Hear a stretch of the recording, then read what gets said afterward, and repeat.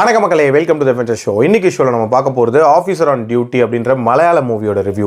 இந்த படம் பார்த்தீங்கன்னா ஆல்ரெடி தேட்டர்ஸில் ரிலீஸ் ஆன ஒரு படம். இப்போ இந்த படத்தோட தமிழ் டப்டு வெர்ஷன் தேட்டர்ஸில் ரிலீஸ் ஆயிருக்கு. இந்த படத்தில் குஞ்சாக்க போபன், பிரியாமணி மற்றும் பலர் நடிச்சிருக்காங்க. இந்த படம் ஒரு போலீஸ் இன்வெஸ்டிகேஷன் த்ரில்லர். மலையாளத்தில் இந்த மாதிரியான மிஸ்ட்ரி த்ரில்லர்ஸாக வருது அப்படின்னு சொல்லிட்டு உங்களுக்கு தோணலாம். பட் நீங்கள் நல்லா பார்த்தீங்க அப்படின்னா இதில் பெரும்பாலான படங்கள் வெற்றி அடையுது. அதுக்கு முக்கியமான காரணம் இவங்களோட சாலிடான ரைட்டிங் அப்படின்னே சொல்லலாம்.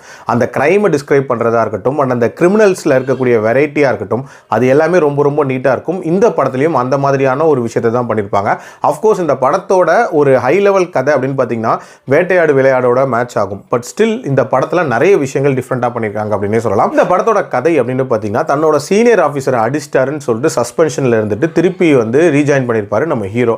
வந்த நாளே அவருக்கு ஒரு கேஸ் வருது. அதாவது கோல்ட் செயின் டூப்ளிகேட் கேஸ் அப்படின்ற மாதிரியான ஒரு கேஸ். ஒரு நபர் ஒரு செயினை ஒரு இடத்துல விற்க போகிறான்.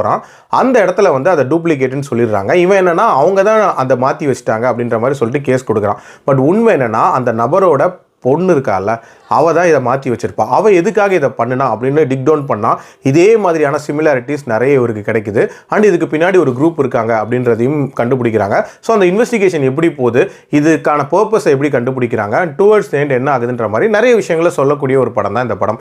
எனக்கு இந்த படத்தில் பிடிச்ச விஷயம், நான் முன்னாடியே சொன்ன மாதிரி இந்த படத்தோட அந்த சாலிடான ரைட்டிங் அப்படின்னே சொல்லலாம். இதில் யார் கொலை பண்ணா அப்படின்றதுலாம் பெரிய ட்விஸ்டே கிடையாது. இன்ஃபேக்ட் ஃபர்ஸ்ட் ஹாஃபோட அந்த இன்டர்வல் பிளாக்லேயே அது எல்லாமே ரிவீல் ஆயிரும்.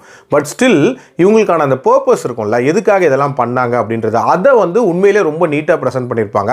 நம்ம எல்லாரையும் ஒரு பெர்ஸ்பெக்டிவ்ல யோசிக்க வச்சிருப்பாங்க. இது எல்லாம் ஒரு மாதிரியான சீரியல் கிரைம் அப்படின்ற மாதிரி. பட் வேற ஒரு விஷயத்தை கனெக்ட் பண்ணியிருப்பாங்க. அந்த கனெக்ஷன் அற்புதமாக இருந்துச்சு அப்படின்னே சொல்லலாம். அதே மாதிரி பர்சனல் லைஃப்ல குஞ்சாக்கா போமனுக்கு இருக்கக்கூடிய பிரச்சனைகள் அண்ட் அவர் என்ன மாதிரியான ட்ராமாவை ஃபேஸ் பண்ணிட்டு இருக்காரு, அதுக்கு பின்னாடி இருக்கக்கூடிய காரணங்கள் அண்ட் அந்த கில்ட் எப்படி டுவர்ட்ஸ் எண்ட் போகுது அப்படின்ற அந்த விஷயங்கள் எல்லாமே ரொம்ப ரொம்ப நீட்டாக இருந்துச்சு. அதே மாதிரி வில்லன் சைடுமே பார்த்தீங்க அப்படின்னா பொதுவாக நான் சொல்லக்கூடிய ஒரு விஷயம் தான், வில்லன் கேரக்டர்ஸை ரொம்ப டெரரா காட்டணும் அப்படின்ற மாதிரி ஒரு மாதிரி சைக்கோத்தனமான ஒரு விஷயத்தை பண்ற மாதிரி காட்டுவாங்க. அதுல பர்பஸே இருக்கவே இருக்காது. பட் இந்த படத்துல பாத்தீங்கன்னா ஒரு மாதிரி சைக்காட்டிக்கா இருக்கக்கூடிய வில்லன்ஸா தான் இருப்பாங்க. பட் ஸ்டில் அவங்க எதுக்காக பண்றாங்க அப்படின்றதுக்கு ஒரு சாலிடான பர்பஸ் இருக்கும் அப்படின்னே சொல்லலாம்.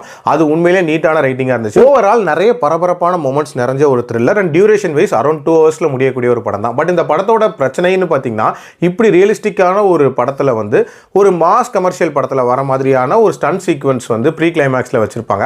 ஸோ அந்த போர்ஷன் கொஞ்சம் ரியலிஸ்டிக்காக இருக்காது அப்படின்னே சொல்லலாம். மற்றபடி இந்த படத்தில் குறை சொல்றதுக்குலாம் ஒன்றுமே இல்லை, தரமான படம். என்னோட ரேட்டிங் இந்த படத்துக்கு 3.5 out of 5. அடல்ட் கண்டென்ட்டை பொறுத்த வரைக்கும் இதில் வயலண்டான காட்சிகள் இருக்குது, அதுக்கேற்ற மாதிரி பிளான் பண்ணிக்கோங்க. மீண்டும் அடுத்த விமர்சனத்தில் சந்திக்கிறேன். நன்றி, வணக்கம்.